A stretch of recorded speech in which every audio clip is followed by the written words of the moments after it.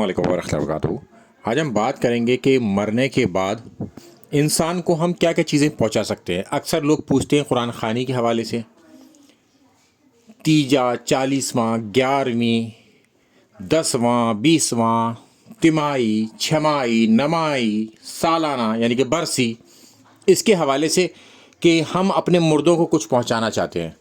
تو اگر کوئی شخص دنیا سے چلا جاتا ہے یعنی کہ وہ مر جاتا ہے تو اس کا تعلق منقطع ہو جاتا ہے اب دنیا سے، یعنی کہ اب اس کو نہ تو کوئی چیز نفع پہنچا سکتی، نہ کوئی اب نقصان پہنچا سکتا کوئی سے، نہ ہی اس کے اکاؤنٹ میں یعنی کہ اس کے کھاتے میں کوئی نیکی ڈالی جا سکتی، نہ ہی اس کے کھاتے میں کوئی بدی ڈالی جا سکتی، سوائے 3 چیزوں کے۔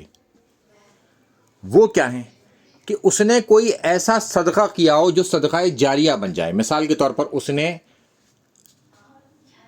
ایک ایسا کام کیا کہ مسجد کے اندر ایک پنکھا لگوا دیا، اب وہ صدقہ جاریہ ہوگا، جب تک وہ چلتا رہے گا اس کو نیکی پہنچتی رہے گی۔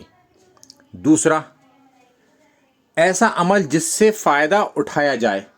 اب مثال کے طور پر امام مسلم نے صحیح مسلم لکھی اور آج ہم اس سے فائدہ اٹھا رہے ہیں، تو یہ ایک عمل، یہ 2 عمل ہو گئے۔ اب تیسرا عمل، نیک اولاد جو اپنے ماں باپ کے لیے دعا کرے، تو وہ اس کو فائدہ پہنچایا جا سکتا ہے۔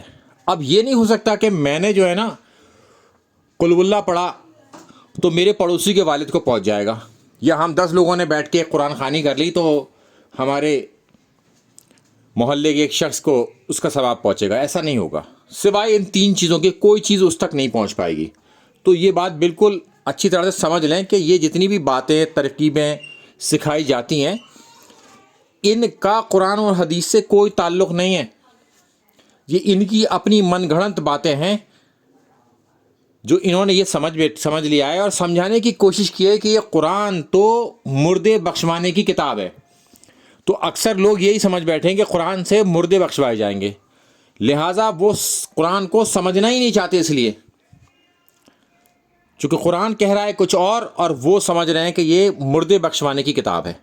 تو بس اللہ رحم کرے ہمارے حالوں پر اور ہمیں سمجھانے والوں کے حالوں پر، جنہوں نے قرآن کو مردے بخشوانے کی کتاب بنا کے ڈال دیا اور اسے سمجھنے کے لیے کبھی دلوں میں بات یہ نہیں ڈالی کہ اسے سمجھ کے پڑھو اللہ تعالیٰ کیا کہہ رہا ہے، بس اس سے دوری اختیار کروا دی۔ کیونکہ اگر کوئی شخص قرآن کے قریب چلا جائے گا تو پھر ان فرقے والوں کو چھوڑ دے گا، چونکہ قرآن میں اللہ تعالیٰ فرماتا ہے کہ جنہوں نے دین میں فرقے بنائے ان کا اللہ کے رسول صلی اللہ علیہ وسلم سے کوئی تعلق نہیں ہے، اور اس کو فرقے بنانے کو قرآن شرک قرار دیتا ہے۔ تو پھر فرقوں کی دکانیں ہو جائیں گی بند۔